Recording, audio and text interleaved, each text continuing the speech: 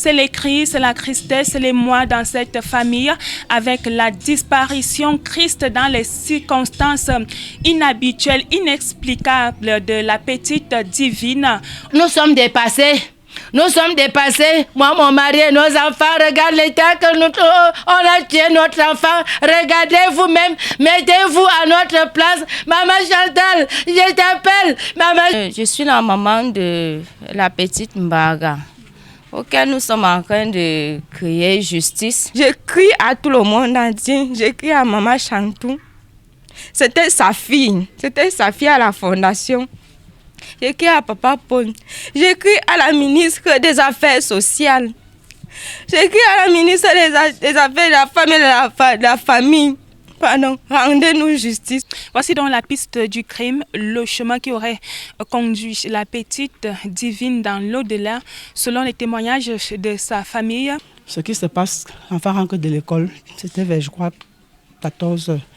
Quand elle rentre, elle ne se sentait pas bien. C'est là que sa mère lui demande que est-ce que tu as pris ta glycémie le matin? Elle ne répond pas.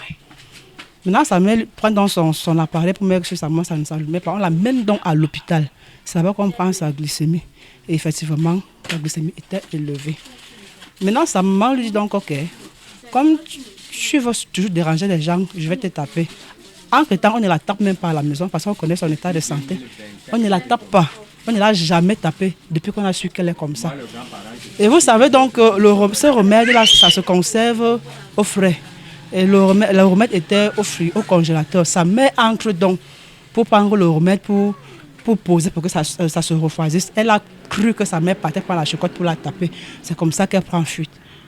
Quand elle prend fuite comme ça, bon, on s'est dit que non, elle pouvait même se placer quelque part. C'est quand on voit donc 18 heures, quand on se met à sa recherche, on a commencé à chercher. On a cherché partout jusqu'à 1h du matin, on n'a pas vu. Le lendemain, jeudi matin même, nous sommes arrivés dans les zones. Parce qu'elle nous avait dit qu'elle a des camarades là où elle est morte, là, mais on ne connaissait pas la maison. On était même là à côté, mais on n'a jamais su que c'était la maison là. Si on aurait su que c'était cette maison, on l'a sauvée le matin, parce qu'elle était encore vivante. On a cherché l'enfant jusqu'à 1h du matin. Et il se peut que l'enfant a demandé qu'on l'accompagne, elle veut boire les remèdes. Et c'est le monsieur qui dit que non, il va l'accompagner le matin. Nous sommes d'abord arrivés à l'école. J'ai d'abord appelé le surveillant général vers les 7 heures jeudi. Parce que j'avais d'abord appelé en soirée, on m'a envoyé au répondeur vu les recherches. J'ai appelé M. Ekobe vers 7 heures.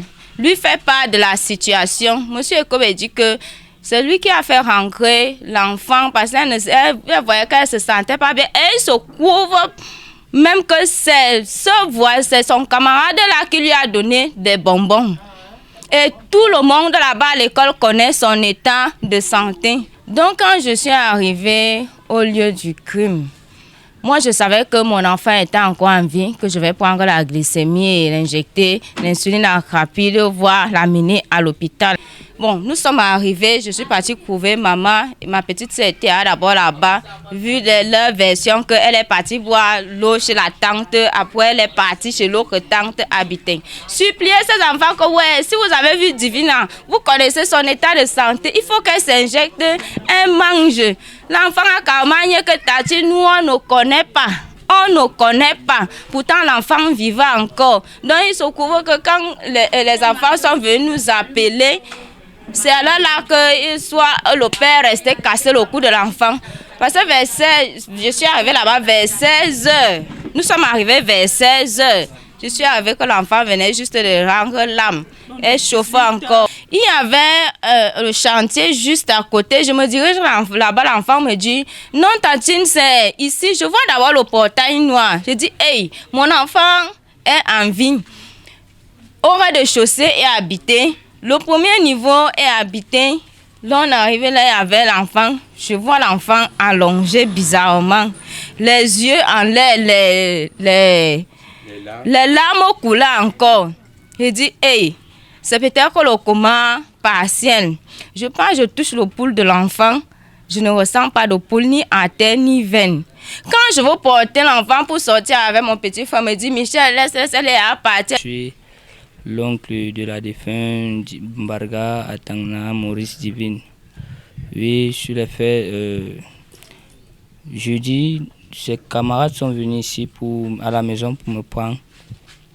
À quelle heure? Aux environs de 16h moins. Maintenant, quand je les ai même vus, c'est moi qui me précipite vers eux pour leur poser la question que vous avez vu à Tangna. C'est comme ça qu'ils me disent oui, on l'a vu dans un chantier couché, mais son cœur battait encore. C'est comme ça que je dis ok. Si son cœur bat encore, ça veut dire qu'on a encore une chance quand même de sauver l'enfant. C'est comme ça que je cours alors. Quand on arrive là-bas, je me rends compte que c'est même pas un chantier en tant que c'est une maison de habitable. C'est une maison de RE+2 avec portail, mais le deuxième niveau n'est pas encore aménagé, c'est encore un chantier. C'est comme ça que quand je suis arrivé, j'étais le premier dans la famille à entrer. J'ai touché l'enfant, j'ai perdu le sang-froid parce que j'ai su qu'il n'avait plus la vie. Mais son corps chauffait encore, mais l'enfant n'avait plus la vie en elle. L'histoire d'une jeune fille de 11 ans seulement et faisait 6e cette année. Elle devait être médecin, me disait toujours, maman, je vais te soigner, je vais soigner tout le monde. Je serai moi médecin. Et on m'arrache ma vie comme ça. Alors même que la famille se mobilise pour honorer la mémoire de la petite Divine, un seul mot ici, les cris. Justice pour Divine.